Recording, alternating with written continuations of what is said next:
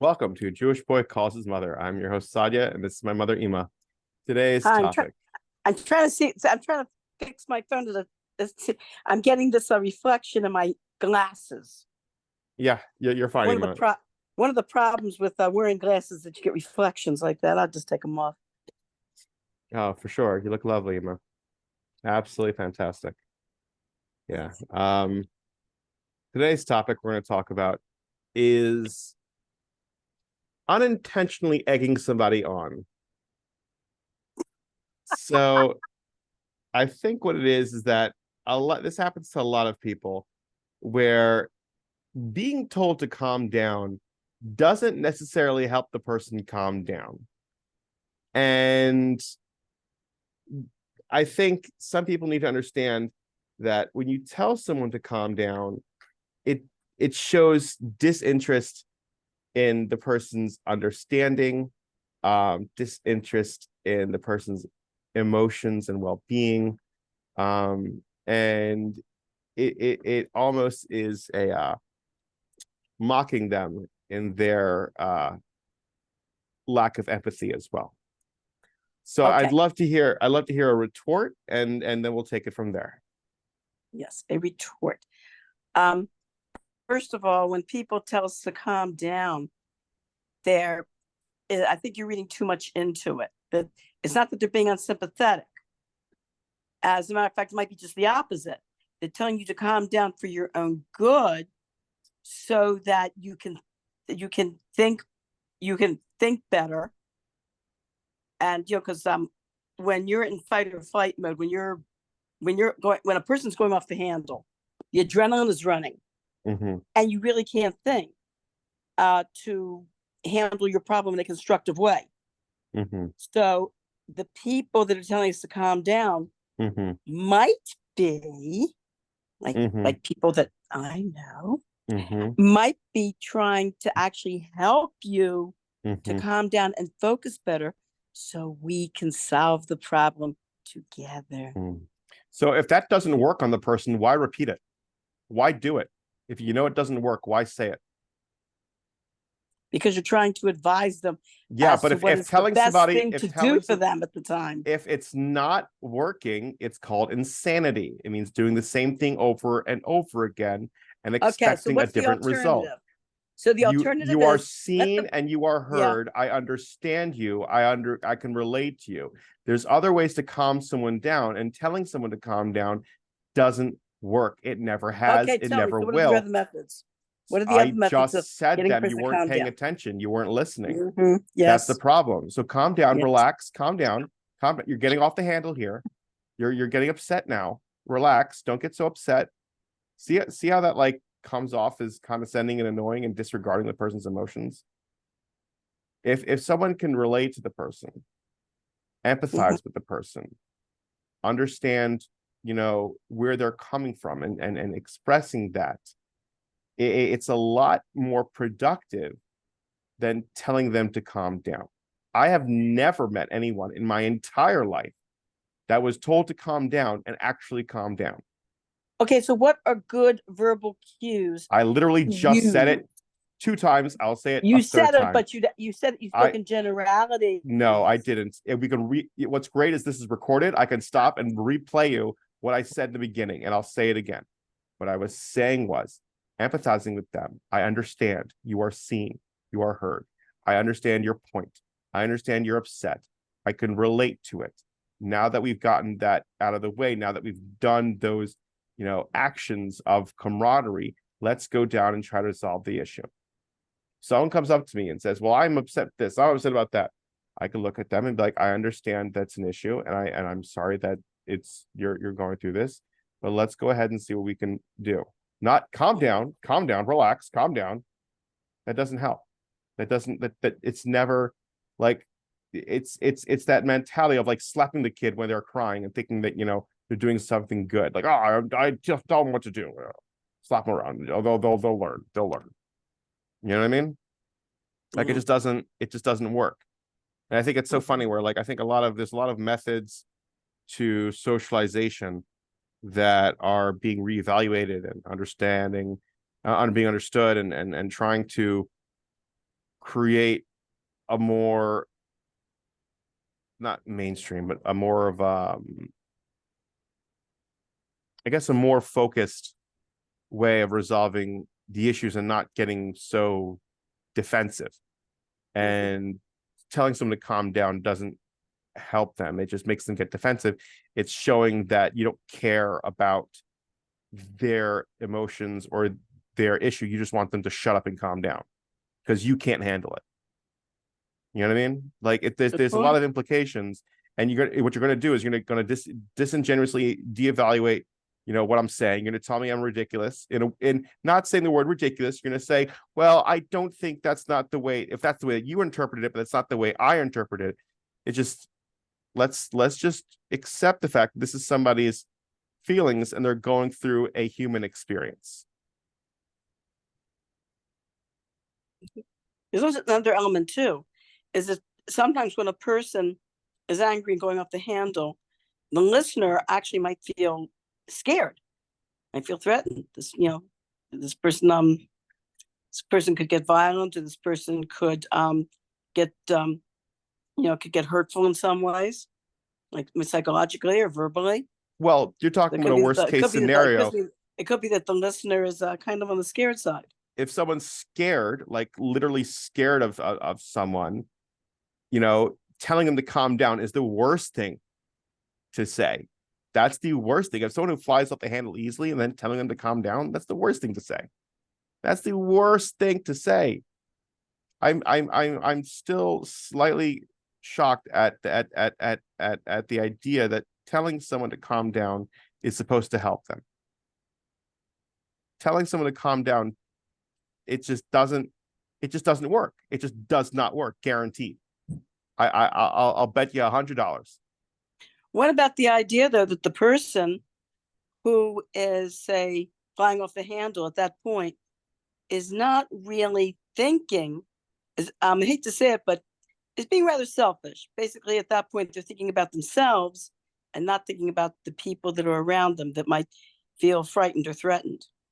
So what you do is, if someone's feeling, now you say the words frightened and threatened, that's a very dramatic terminology. Okay.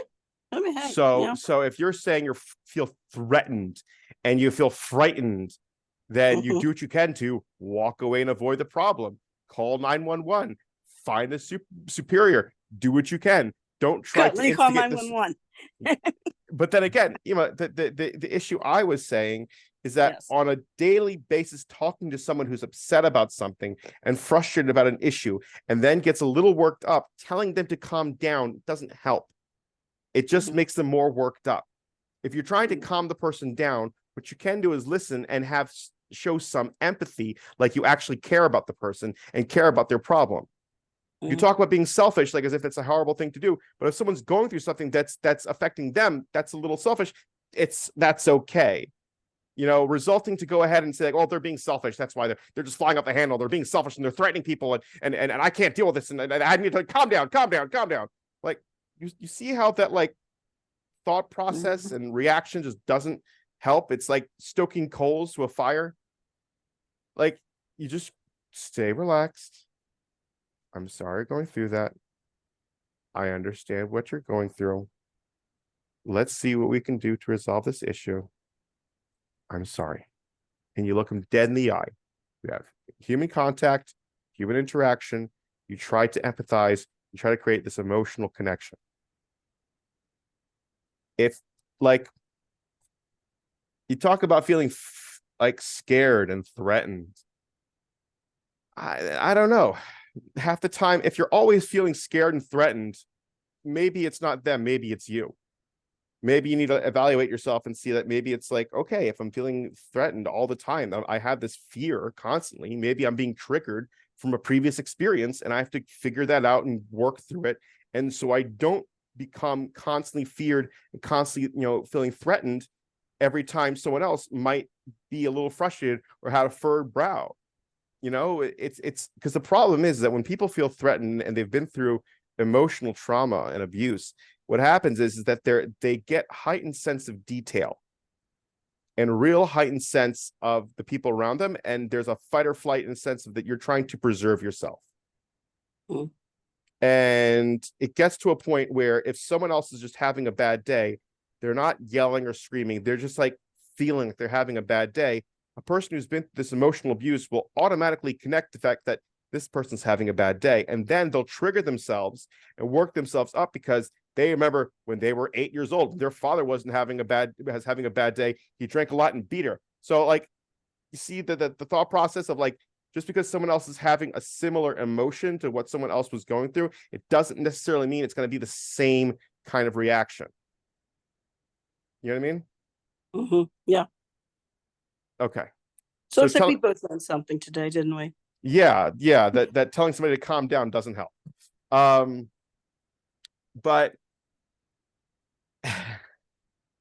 that's kind of why what I wanted to talk about was that this idea of learning how to calm yourself down, and even if someone, people are,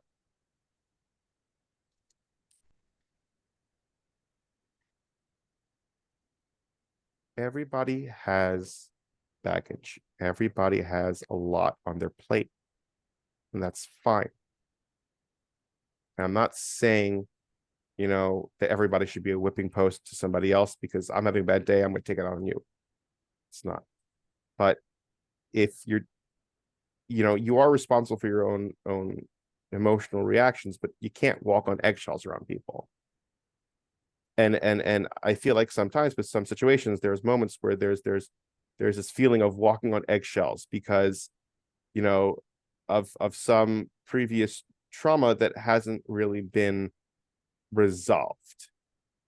And I think I'm very lucky to grow up in a situation, in a time where there's definitely a lot of help out there to resolve, previous traumas, to help people just realize that it's all good in this world, either hidden or revealed good. So if someone's, upset, there shouldn't be a worry the person's going to fly off the handle, because if you get that feeling, that vibe, and it's not happening, it's just, that's the point I was trying to make beforehand, where it's just like, then you start thinking that the person's a monster, and it's offensive. You know what I mean? Your initial thought is like, well, they're a monster, they're going to fly off the handle, they're going to go nuts. Someone's upset, that's okay. It's okay to have that emotion, and to have these feelings that, like, oh, the person's a monster, the person's a horrible person. Why? Well, they were upset and I told them to calm down, they got more upset about it. The logic doesn't follow through. You just have to think about it. I'm in college, one of the psychology textbooks, there was a list of qualities of a mentally healthy individual, and a psychologist took issue with the list, saying, when you look at this list, he goes, this is not a human being, this is a robot. He says, people have their ups and downs. Everyone's got baggage, everyone's got ups and downs, everyone gets upset from time to time. And he says, according to this list, you should never get upset. You should always accept everything as a challenge. He says, he felt that the list was unrealistic. Yeah, well, it's just, well, can you elaborate more on that list and maybe all the feelings, It I was, guess, back in the 70s? Okay, the list was basically, I can't think, I'm sure you can look it up on I'm sure you can look it up on the internet. What was it called? It was it was a list of the qualities of a mentally healthy individual, and it was like looking at difficulties as challenges and working through them. And all I know is that the list was basically one of, when you looked at the qualities, it was basically someone who is happy and in control, not control of others, but of course in control of themselves, and someone who's calm and can handle difficulties without falling apart. And the psychologist took, like I said, taking issue with this list, said, wait a minute, how many people can really fit all these qualities, because nobody. Out of curiosity, what was like the mental health perspective in the 1970s? Like, I feel like the beginning of psychiatry, psychology in the mainstream was, I guess, I wouldn't say just starting, but like, I guess was starting. Was it anywhere like accepted as it is now, or did you like ever see we talked that you saw a therapist back in your early 20s, correct? Yeah, when I was in college, everybody was seeing therapists. Everybody was seeing a therapist in You like, college. I was embarrassed. I was seeing a therapist, and this young man who was also seeing it says, "Don't be embarrassed. I'm seeing a therapist too." And then he says, "In this day and age, if you are anybody, you are seeing a therapist. So, Only crazy people are not seeing therapists." what made you And you want? know what person is seeing a therapist? What made you want to see a therapist? I had a lot of anxiety, and I was getting tired of constantly being nervous. And what did you learn?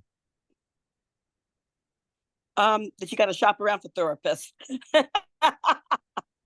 Okay. That the first therapist that you're using, that first of all, they're not God. They don't, I used to think the therapist was somebody magical who could like read your feelings by by all sorts of hints and verbal cues, and no. And that therapist among therapists, is with any other profession, is the good, bad, the ugly, and the criminal. And you have to shop around until you find, that therapist that you feel really can help you and cater to your needs. Mm-hmm. So, I guess, what was your experience with your first therapist ever? Like, what, like, can you describe that? Like, She just sat and listened and listened and listened, and then just at the end held my hand at the end. She was like one of those, like, you know, just she was one of these. They had a thing. It was called sensitivity training in the 70s, where you got together in a group and you held hands like silently to feel the vibes.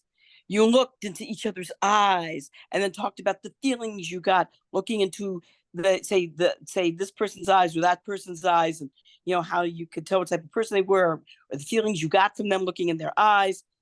And a lot of people said when they were going around that they said, oh, they looked in this person's eyes and they were calm. Looked in this person's eyes, he looked agitated. Everybody who looked in my eyes had the same reaction. They burst into hysterics and laughter. They just looked at my eyes and cracked up laughing. well, that's a good sign. Yeah. And also, and the same psychologist who I saw, the same therapist, was the one who was leading the sensitivity group. And we had a discussion of separating feelings from thoughts. And many years later, I was talking to someone in my league who she remembers going through that like I did.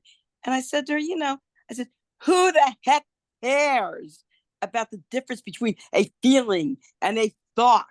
I said, you go to these therapists because you need help, damn it. So how long were you with her until you finally decided to move on?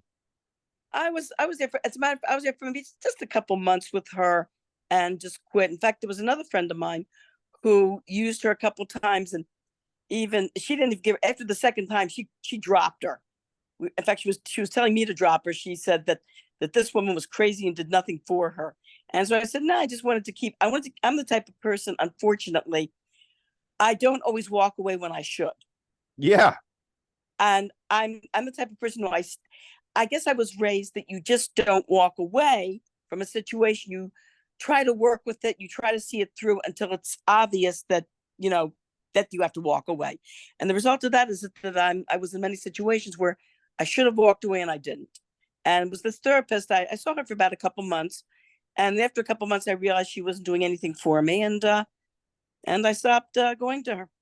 Did you go to somebody else afterwards, or that was your first and last Yeah, time? I stopped for a while, and then I went to somebody else afterwards. And this man was very good. This therapist was very, very good. He helped to, like, basically, he was more directive. Mm-hmm. I mean, he just didn't sit and listen. He tried to basically talk to you, try to guide you. to become like more like stronger. You might say more independent. That was another problem. I didn't go away to college. I stayed at home and commuted because I was too cheap to want to go away and spend money in the dormitory. Yep. Where if I stayed home with my parents, I had a full scholarship. So Yeah. you know me, what can I say? Yeah. It's Do you remember growing up how there was an expression. I don't know if I told you about this expression many, many years ago when Nichols had the old Nichols had an Indian on one side, head of an oh Indian on one yes, side, we've mentioned this and the before. buffalo, and the expression came, he holds onto the Nichols so tight, it's bullshit. Yeah, yeah, About the buffalo, yeah. the bull. Um, so that was me. Anyway, and maybe in a way I should not have done that. Maybe it would have been better for me to actually, if not affording the dormitory, at least going into an apartment with an off-campus apartment with a group of other girls. And I think had I done that and taken, say, a part-time job in Mhm. the area, I think I would have matured a lot faster. It's funny you say that because I had the same thing where like I had 2 years in Israel. I did 1 year in New York, but like I tried to make New York work, but that was 2008, 2009, and like the economy still wasn't picking up at the time, and college was just freakishly expensive. So I had to, make the smart decision, which worked out in the end, take a cheaper college and live at home.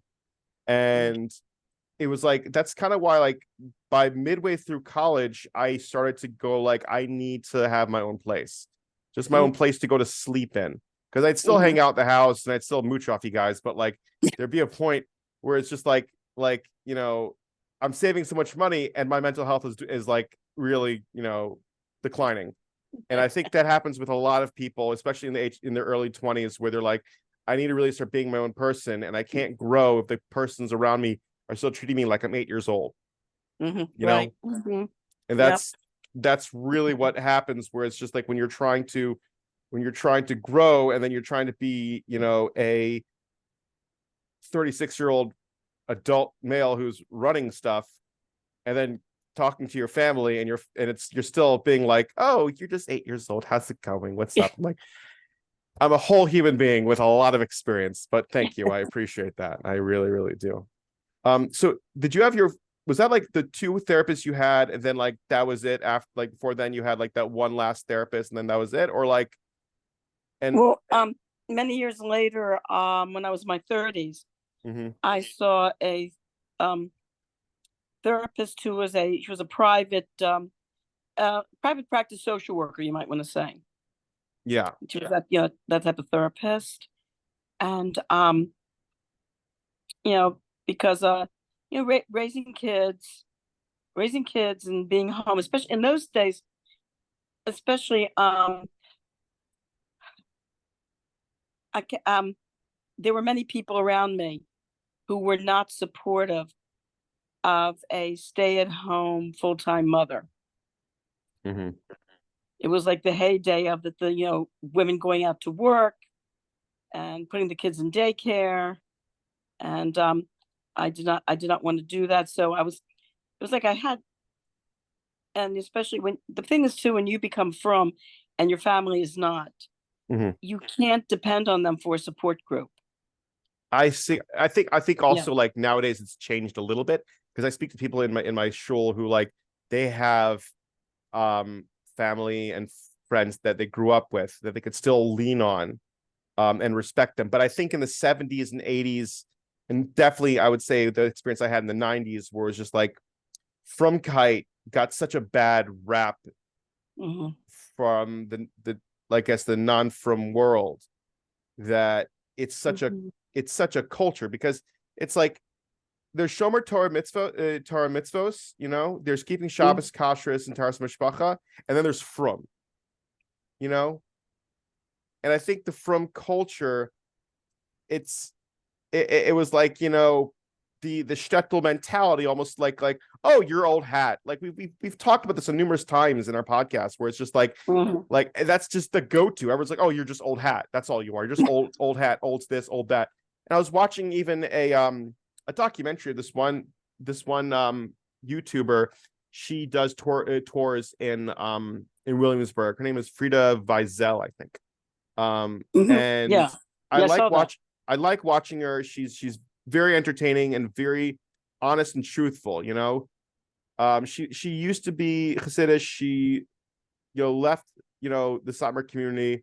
She has her own life. She has her own story. But what I like about her is that she definitely talks about the frum world in a very positive light. But I'm digressing. But the point I was trying to make was that she was interviewing this one woman, this one Satmar woman, and she was asking her question that people want to ask about, the archaic lifestyle, Yeah. and she's like, we just feel bad for you. They were telling this Satmar woman that we feel bad for you. You're so sheltered. And the woman responded like, I feel bad for you. My life's amazing. I'm not glued to a screen 24/7. I have wonderful children and grandchildren I get to spend time with, and we have this beautiful culture and this beautiful ideology. And I think it's slow and it's taking time.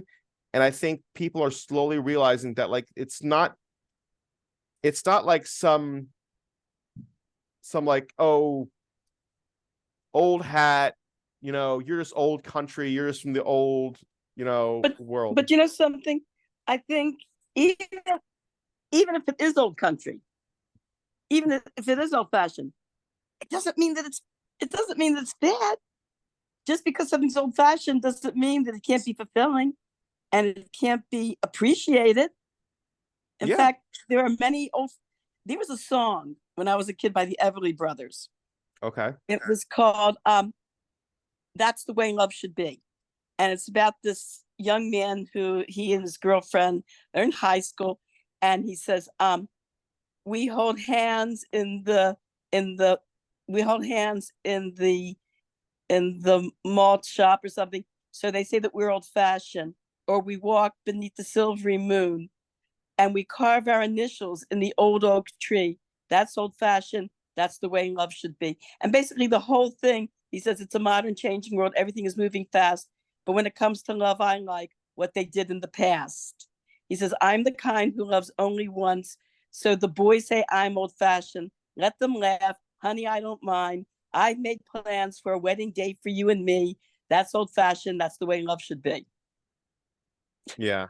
And I think people are realizing that, where it's just like, it makes sense. People are slowly figuring it out, where it's just like, I've had multiple people being like, oh yeah, I need like a day where I just don't go near technology. I don't do anything else. I just center around my family, just focus on like the things that like the goodness that's in my life, and people are slowly coming to that conclusion. It's taking a while, but it's just there's so much beauty in Frumkeit, and I think it's very frustrating. And that's what I was talking about this with Ruthie and everything, was just like,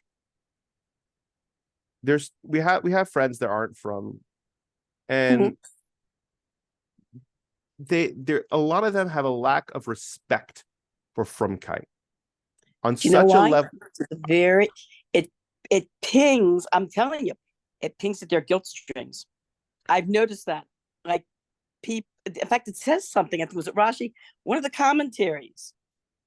I think it might have been Rashi, that when it might have even been last week, when they're talking about when Hashem is saying, please hold by my Torah and mitzvahs, and everything's gonna be good for you.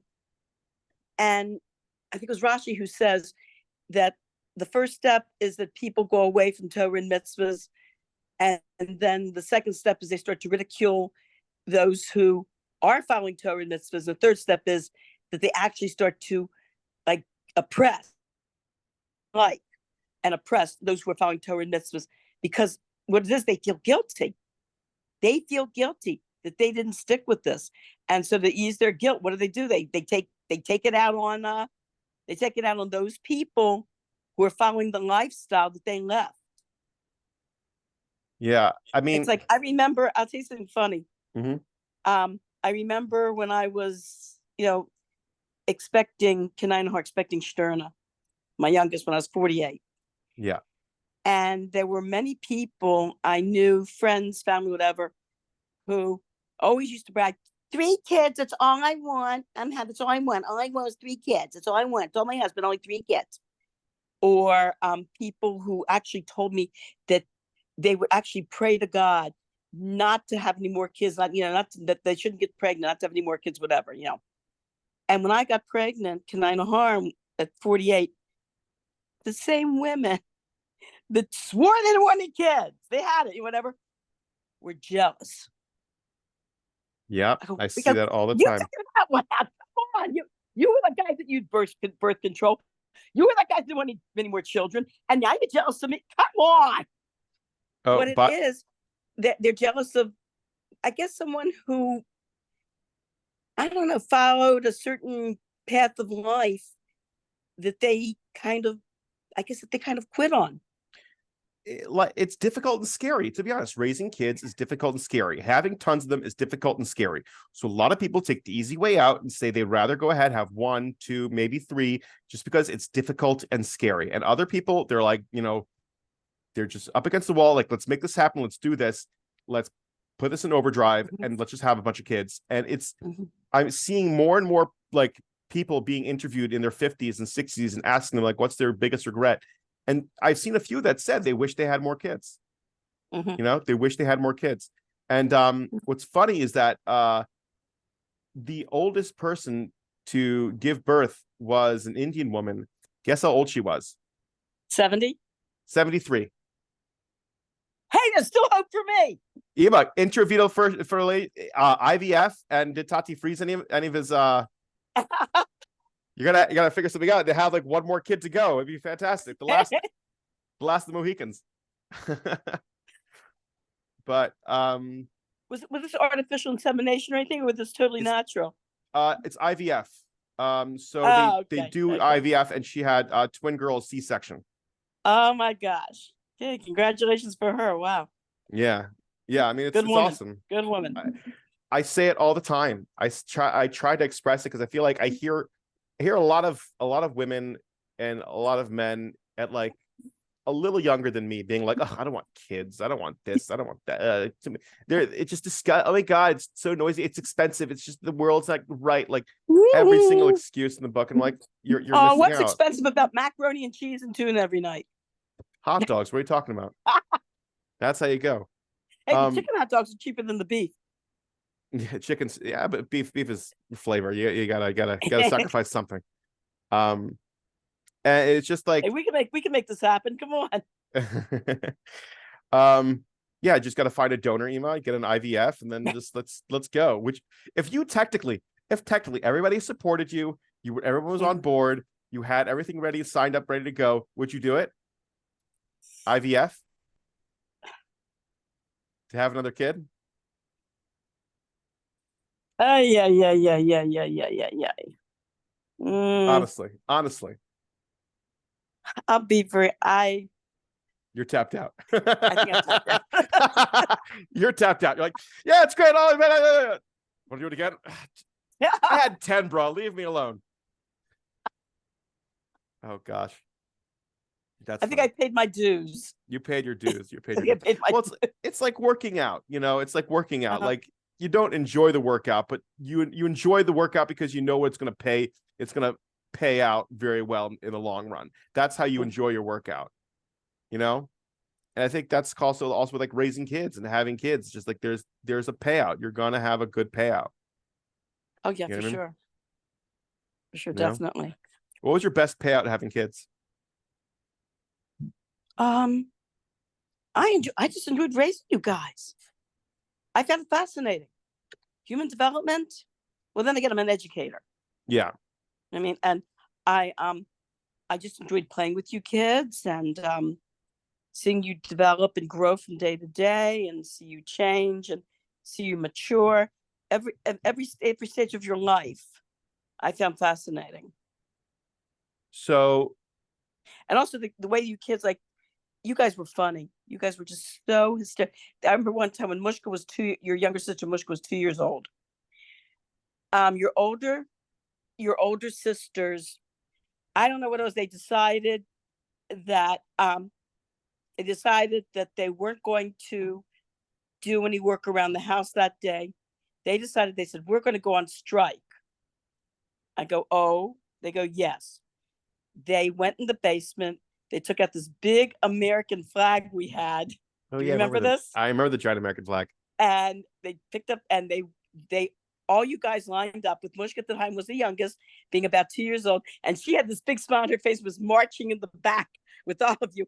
And you all went, it was raining outside, so your kids couldn't play outside. You guys were walking all up and down the steps and all around the house with the American flag going, strike, strike, strike, strike. We're on strike. We're on strike. Strike, strike, strike, strike. I'm sitting here just watching you guys and laughing. That's and awesome. the 2-year-old she could barely talk, but she was smiling and marching right along with you guys. Yeah. I think I actually remember that memory briefly. I might have been 4 years old or at the time or something like that, like 4 or 3. Just briefly. I remember waving I remember that giant American flag we had. As a kid, it looked giant. I don't know how big it was. It was as big. A kid, it was big. Okay, so yeah. it was big. It just got torn up over time. It just got, because we played with it all the time. We're just waving the American flag and we're like, yeah, let's go. And then yeah, I want to get a flag. I want to get a flagpole out in my, not flagpole, but that flag stick thing. I gotta go to Home Depot and get one, or I could just go to get one from Amazon. Would you want to hang an American flag or an Israeli flag? Mashiach flag. Or both? Hey, sounds. Where was it? Oh, where was it? There was a demonstration. Yeah, UCLA. This was like a month ago. Yeah. Someone had a Mashiach flag, and the guy in charge was like, they have a Mashiach flag that's been wavering. People are waving Mashiach flags. Wasn't he standing in the middle of it was a Palestinian demonstration, wasn't it? It was a Palestinian demonstration, and there was people around him. The funny thing, the people around him, like they were pro-Palestinian, didn't even know what this flag signified. No, I love the fact that it's starting to become like a thing now. Like everyone's like just doing it as a thing, where it's like it's just having like a statement. It's just so funny. Yeah, it's just it's just very comedic. But yeah, I want to have a Mashiach flag out. It didn't occur to them that this flag that he was waving in the middle of them was the antithesis of what they were demonstrating. Yeah. It's just, I don't know. It's just funny. It's just funny to me. But we're coming to the conclusion at the end of the podcast. But I just want to end off by saying that I think we everybody wants to be treated with respect, but also everybody wants to be understood that they aren't ignored and that they're noticed. And it's just making sure that those moments, when people caught up in moments, that they remember and understand that someone needs to be seen and heard, and that's okay. And I think that's something that we should just, I guess for future references, understand. Do you have any other last words for the podcast? So the thing is too, though, that when we get upset and we feel that people aren't acknowledging our feelings, we have to understand something else too. That the people around us are human beings too. They're not mind readers. And that, they sometimes I think when people get upset, when we get upset and angry and we're upset that the people around us are not understanding us, we have to cut them some slack also. Because people, not everybody is going to cater. Not everybody's going to acknowledge you or cater to your needs. I mean, you could be treated, they can treat you with respect, true, but just because they don't understand where you're coming from doesn't mean that they're not trying to be sympathetic or acknowledge you. They, like, sometimes when you guys get upset and you see I'm not understanding you, whatever, hey,